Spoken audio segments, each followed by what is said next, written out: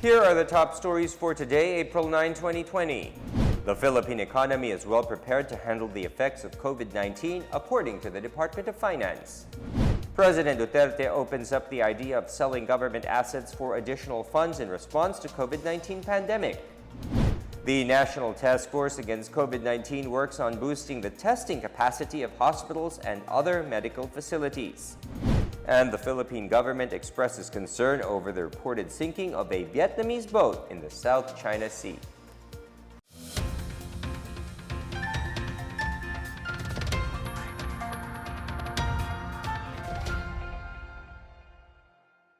Good day, I'm William Theo. Welcome to the PNA Newsroom.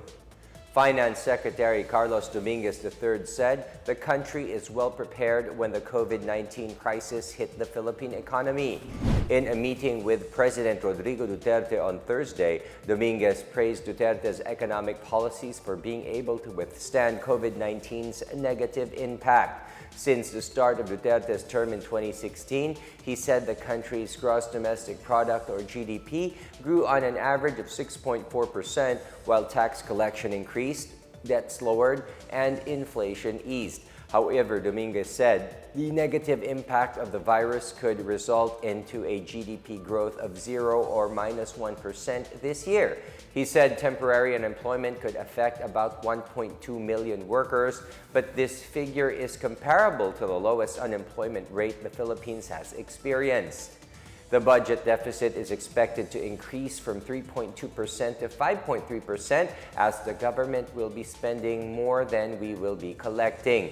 Dominguez said the government is coming up with a program to continuously borrow more money to support the economy and fight against the virus. Meanwhile, President Duterte on Wednesday breached the idea of selling public properties if the government falls short of money that will be tapped to address the coronavirus disease 2019. In a speech late Wednesday night, Duterte said his last resort was to sell government assets, including state-owned Cultural Center of the Philippines and Philippine International Convention Center. Duterte earlier said the 275 billion peso fund for COVID-19 response will not last long. In his latest remarks, Duterte admitted that the government has no source of income now.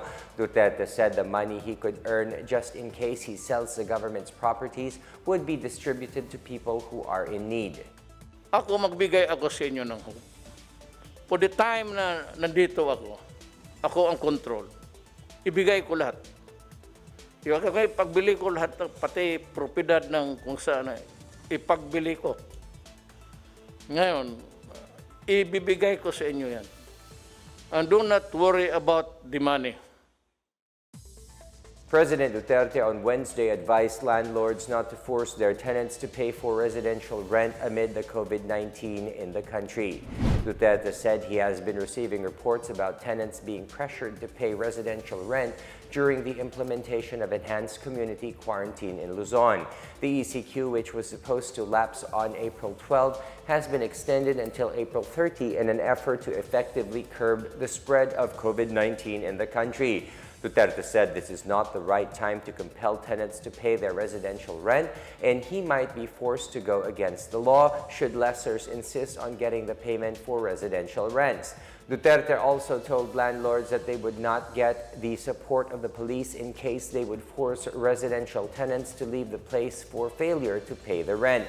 Republic Act 11469, or the Bayanihan to Heal as One Act, provides for a minimum of 30-day grace period on residential rents falling due within the period of the ECQ without incurring interests, penalties, fees, and other charges. Lahat tayo nawalaan ng income. So, I would like to ask the owners na kung maaari, yung sa lote, to suspend yung sa bahay. Huwag mo munang hingiin kasi wala talaga, okay naghihirap ngayon. It's because it is my duty to preserve the nation. And the only way I can do it is really to impose order. The Department of Social Welfare and Development has clarified some issues on the provision of cash grants for those who were heavily affected by the enhanced community quarantine. In a live-streamed episode of Alerto, a COVID-19 special, which was hosted by Communications Secretary Martin Andanar, DSWD spokesperson Irene Dumlao said DSWD's Listahanan, or the National Household Targeting System for Poverty Reduction, identifies the beneficiaries for the Pantawid Pamilyang Pilipino program, or 4Ps.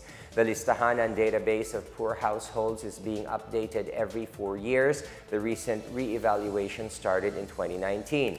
Dumlao clarified that no matter the number of vulnerable individuals in a family, there will only be one social amelioration card for them, and that the local government units through the barangays will do house-to-house distribution of the forms to be filled out by the household head. Even with the indicative number of target beneficiaries estimated per LGU, Dumlao said the barangay officials can submit a list that exceeds the data given. If some families would not qualify as per the assessment in the barangay level, they can reach out to their LGU or municipality, and they in turn will forward the list to the DSWD field office. Dumlao added that the list of beneficiaries is a working data. She said they will entertain additions, but subject to verification. As of April 8, Wednesday, Dumlao said the department has already provided 16.3 billion peso emergency subsidy to more than 3.7 million cash card holders of 4Ps, while some 600 million peso subsidy already reached families of drivers who were affected by the suspension of mass transport. President Duterte earlier said this is the first time the government released such a huge amount of money to address the public concern amid the health crisis. The Department of Labor through Land Bank extends more financial aid for workers affected by COVID-19. And local government units are urged to build COVID-19 isolation facilities. More on these and other news around the metro from Teresa Montemayor. A total of 1.2 billion peso worth of financial assistance is extended to 250,000 workers under the COVID-19 Adjustment Measures Program, or CAMP. Based on submissions received by DOLE from 2,773 private companies, Land Bank will release a one-time financial aid of 5,000 pesos each to an initial batch of 250,000 worker beneficiaries, and majority of which are based in the National Capital Region. The CAMP program supports workers affected by the adverse economic impacts brought about by the COVID-19 pandemic. It also forms part of the government's social amelioration program. Meanwhile, the Department of the Interior and Local Government, or DILG, on Wednesday directed all local government units to establish their own isolation centers as part of their efforts to combat the spread of the coronavirus disease. DILG spokesperson Undersecretary Jonathan Malaya said these isolation facilities will be used to house COVID-19 patients who are asymptomatic and have mild symptoms. Malaya said LGUs could use the 30 billion peso Bayanihan grant to be released by the Department of Budget and Management, or they could also use hotels as isolation facilities. He also reminded them of the no EPAL provision in the guidelines released by the government in the distribution of relief goods. In other news, the Joint Task Force Coronavirus Shield on Wednesday said all cargo vehicles, including those carrying raw materials for essential products or services, are allowed to travel amid the enhanced community quarantine in Luzon. A total of 115 dedicated control points in strategic locations are established nationwide to be inspected by the PNP Highway Patrol Group. Lieutenant General Guillermo Eleazar said there are 593 quarantine control points where private vehicles will be inspected, and only those considered as authorized persons outside residence will be allowed to pass.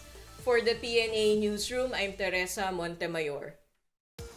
Still to come, the National Task Force Against COVID-19 works on boosting the testing capacity of hospitals and other medical facilities. A teacher in Koronadal City develops a low-cost disinfecting machine to help stop COVID-19. More on these when the PNA Newsroom continues.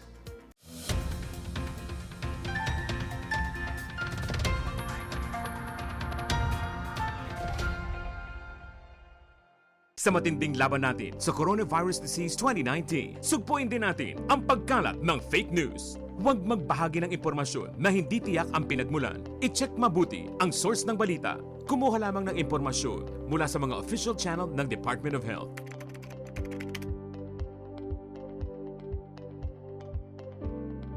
Huwag magpadala sa maling balita, basta't sama-sama at laging handa. Kaya natin to. Isang paalala mula sa DOH, PCOO, KBP at ng himpilang ito. Tandaan ang tamang paraan ng paghuhugas at paglilinis ng kamay upang makaiwas sa iba't ibang karamdaman. Basain ng tubig ang mga kamay at sabunin. Unang sabunin ang mga palad at ang likod ng mga kamay. Kuskusin na maigi ang pagitan ng mga daliri at maging ang mga kuko.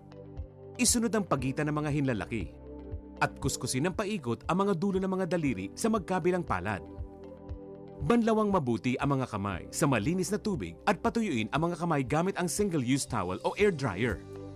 Basta't sama-sama at laging handa, kaya natin to! Isang paalala mula sa DOH, PCOO, KBP at ng himpilang ito. Pangalagaan ang sarili laban sa Coronavirus Disease 2019. Hanggat maaari, umiwas sa mataong lugar. Iwasang hawakan ang ilong at bibig, maging malinis sa katawan at ugaliin ang wastong paghuhugas ng kamay. Takpan ang ilong at bibig kung uubo o babahing. Umiwas sa mga taong nagpapakita ng sintomas ng coronavirus disease gaya ng lagnat, ubo at sipon. Magsuot ng face mask kung kinakailangan. Basta't sama-sama at laging handa. Kaya natin to. Isang paalala mula sa DOH, PCOO, KBP at ng himpilang ito.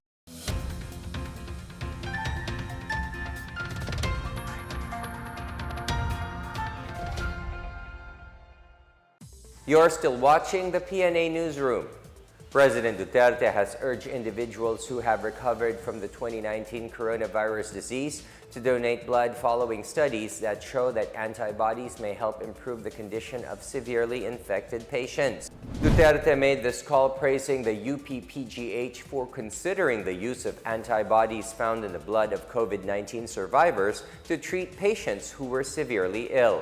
UPPGH spokesperson Jonas Del Rosario earlier appealed for blood donations from COVID-19 survivors since antibodies found in their blood serve as a protection from the disease. Duterte said COVID-19 survivors would be doing the country a huge favor by donating their blood. Duterte also reminded the public anew to wear face masks to minimize the risk of catching or spreading COVID-19. Mga taga-UP, they're trying to figure out yung nakalabas na sa lahat na magmabuting loob kayo. And I think kung ako, I should volunteer. That is the way of thanking God that you have survived.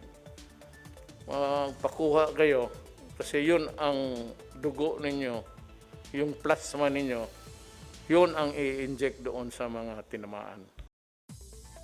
The National Task Force Against the Coronavirus Disease continues to closely monitor the status of COVID-19 referral hospitals, testing centers, and quarantine facilities in Metro Manila on the heels of the President Duterte's order to extend the Luzon-wide enhanced community quarantine.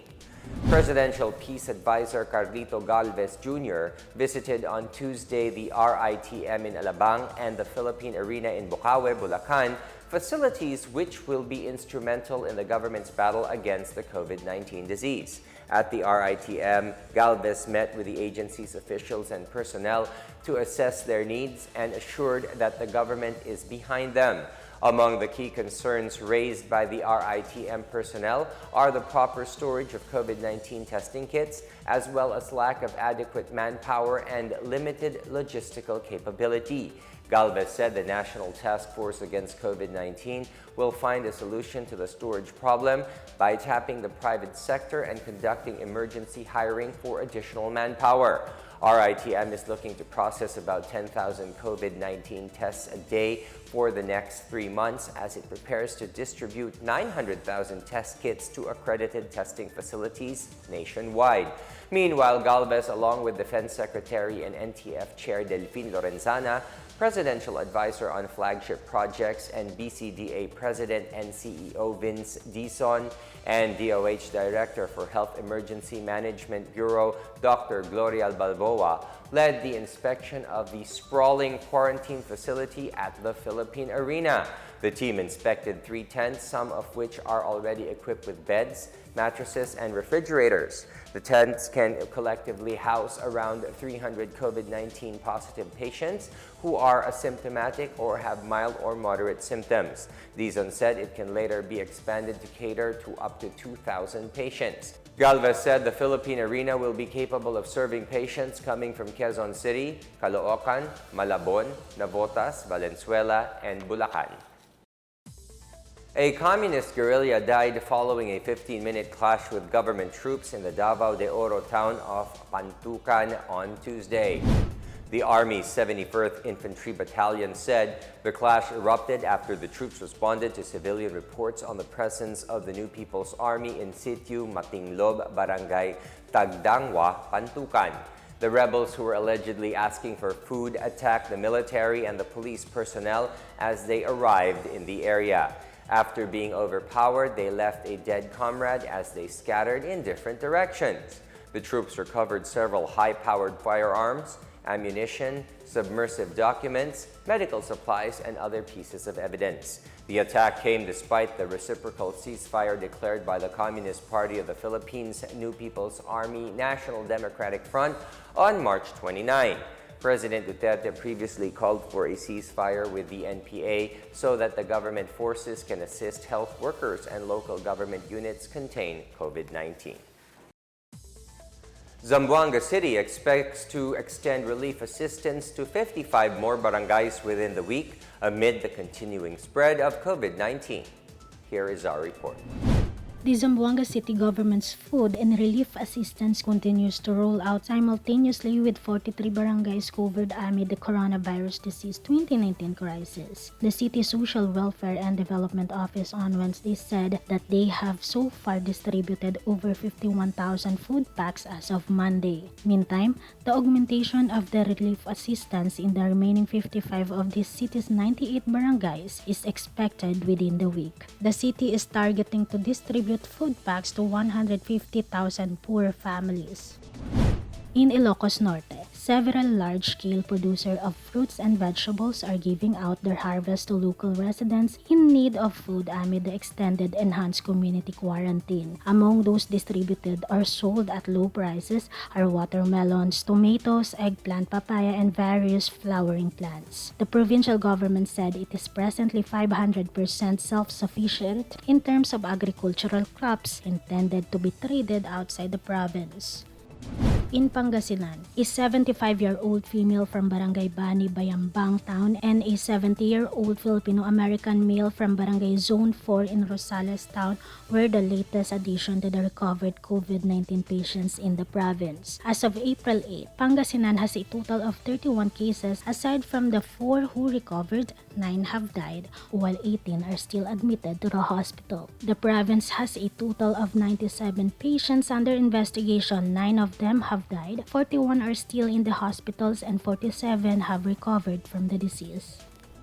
In Koronadal City, a high school teacher has developed a disinfectant machine that is now being used in the fight against COVID-19. The COVID-19 disinfectant misting machine, developed by Engineer Louis Joy Palete of the Koronadal National Comprehensive High School, is now used by the city government and several other offices, establishments, and public facilities. Mayor Eliordo Ogena had described Palete's machines as a huge contribution to the city's efforts to contain and prevent the spread of COVID-19.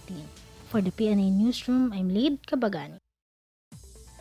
Funding for infrastructure projects will not be utilized as much as possible, even as the government realigns the budget to finance COVID-19 response. Finance Secretary Carlos Dominguez III said the government needs infrastructure spending to restart the economy. Meantime, the government is moving other means such as extra funds from government-owned and controlled corporations and abandoned government projects. Dominguez said spending on social infrastructure such as free education and better healthcare programs will continue. He said the government may need to raise taxes to help it cope with the higher funding requirements in 1 or 2 years. The government is conducting a survey to determine how it can help the various sectors of the society recover from the impact of the global pandemic. Dominguez said they have received 40,000 responses so far and are studying these to know their next steps.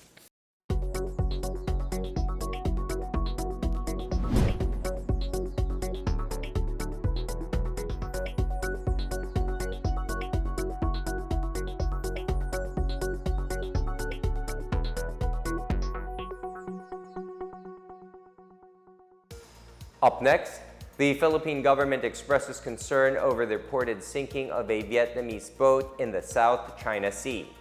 And the AFP honors the frontliners against COVID-19 in this year's celebration of Araw ng Kagitingan. The PNA Newsroom returns after these reminders.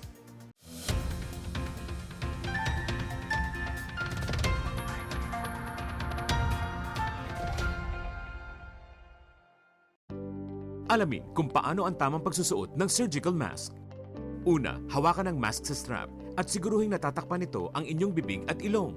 Tandaan, ang may kulay na bahagi ng mask ang dapat nasa labas. Ito lamang ang tamang paraan ng pagsuot nito. Ihulma ang nose piece o maliit na metallic strip ayon sa hugis ng inyong ilong.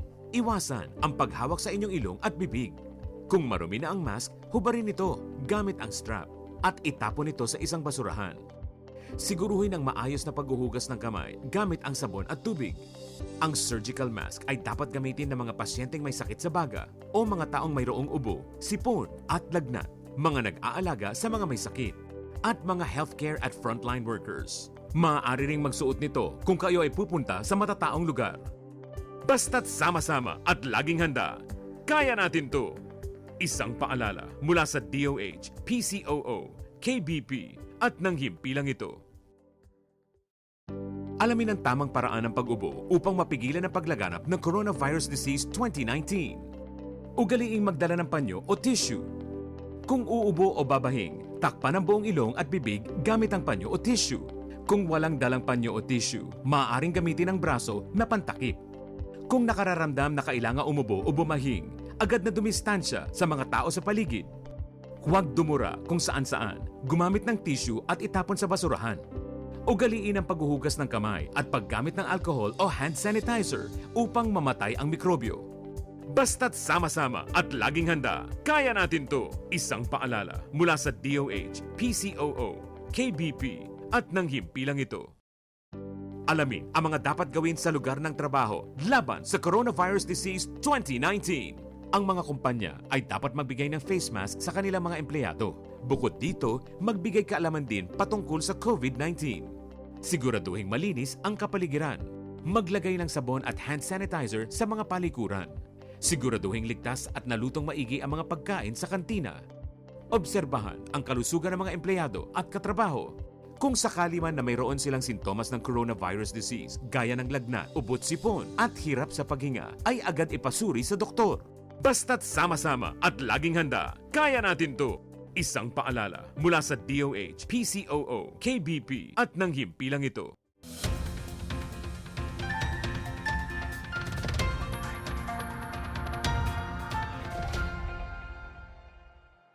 The Philippine government has expressed its deep concern over the recent sinking of a Vietnamese fishing vessel in the disputed Paracel Islands in the South China Sea. In a statement, the Department of Foreign Affairs related the sinking to the June 2019 Reed Bank incident, where 22 distressed Filipinos were rescued by a Vietnamese boat after allegedly being sunk by a Chinese vessel. The DFA also said such incidents undermine the potential of a genuinely deep and trusting regional relationship between the ASEAN and China. Manila said it is crucial that differences be addressed in a manner that enhances dialogue and mutual trust. The Vietnam Ministry of Foreign Affairs earlier confirmed that a Vietnamese fishing boat was hindered, rammed, and sunk by a Chinese Coast Guard vessel while carrying out normal fishing activities in the waters of Paracel Islands. Vietnam has filed a diplomatic protest with a representative of the Chinese embassy in Hanoi. The Interagency Task Force for the Management of Infectious Diseases is set to come up with guidelines and strategies on the wearing of personal protective equipment. DOH Undersecretary Maria Rosario Vergere said the use of PPEs must be judicious and appropriate as supplies are limited globally and used in both homes and health facilities. Vergere said healthcare workers face a greater risk of contracting the virus and need medical-grade masks such as surgical and N95 to protect them at work. While cloth masks do not provide a similar level of protection, these would do in a community setting. Meanwhile, telemedicine hotlines that allow the public to consult medical experts have also been launched Tuesday. Vergere said hotlines, which can be accessed nationwide 24/7, are not just for COVID-19 related concerns, but also for other medical problems or issues. In our foreign news, the mega city of Wuhan in central China has lifted on April 8 its lockdown, which lasted 76 days in efforts to stem the spread of COVID-19. Wuhan lifted outbound travel restrictions on Wednesday after almost 11 weeks of lockdown. Data from Wuhan Traffic Police forecasted the expressways would see a peak of outbound vehicles. Meantime, disinfection continues in railway stations and highways, with passengers being reminded to pay attention to personal health. At Wuhan Tianhe International Airport, domestic passenger flights resumed early Wednesday, with more than 200 inbound and outbound flights expected. The day was marked with much sentiment after Wuhan turned the tide against the aggressive virus, which has infected over 50,000 people and killed over 2,500 in the city. On Tuesday, no new confirmed cases of COVID-19 were reported in the city for a fourth consecutive day. The bravery of Filipino troops in the front lines of Bataan during World War II is an inspiration to present-day heroes in containing COVID-19. Armed Forces of the Philippines Chief of Staff General Felimon Santos Jr. made this statement as the country commemorates April 9 as Araw ng Kagitingan. Santos said it is very timely that the Day of Valor is being commemorated in a period where our country is at war against the unconventional enemy, which is the deadly coronavirus disease. He said every present-day military personnel draws strength from the sacrifices made by heroes in the past. Santos said all Filipino soldiers manifest the same resolve to win not only against the dreaded disease but also against communist terrorist groups and other enemies of the state. The AFP salutes our modern-day heroes who continue to fight as one in the name of patriotism and the undeniable love for humanity.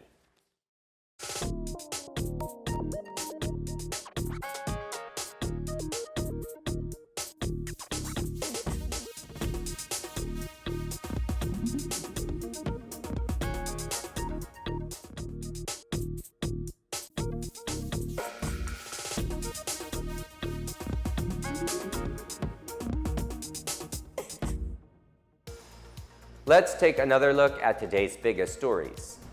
The Philippine economy is well prepared to handle the effects of COVID-19, according to the Department of Finance. President Duterte opens up the idea of selling government assets for additional funds in response to COVID-19 pandemic. The National Task Force Against COVID-19 works on boosting the testing capacity of hospitals and other medical facilities. And the Philippine government expresses concern over the reported sinking of a Vietnamese boat in the South China Sea. Thank you for watching another episode of the PNA Newsroom. To check out more news content, check our webpage or head onto the Philippine News Agency's Facebook and Twitter accounts. For more stories about the government and how it serves Filipinos, look for these hashtags in all of our social media platforms and websites. We are shown on the pages of the PCOO and its attached agencies. Also watch us on television on PTV4 and IBC 13. And since today is Maundy Thursday, this is a time when traditionally, all Filipinos stay at home to observe Holy Week.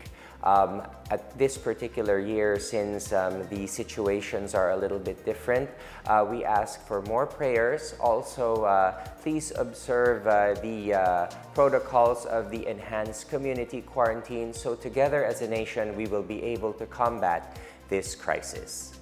And that's your daily dose of the biggest stories that you need to know. From the PNA Newsroom, I am William Theo.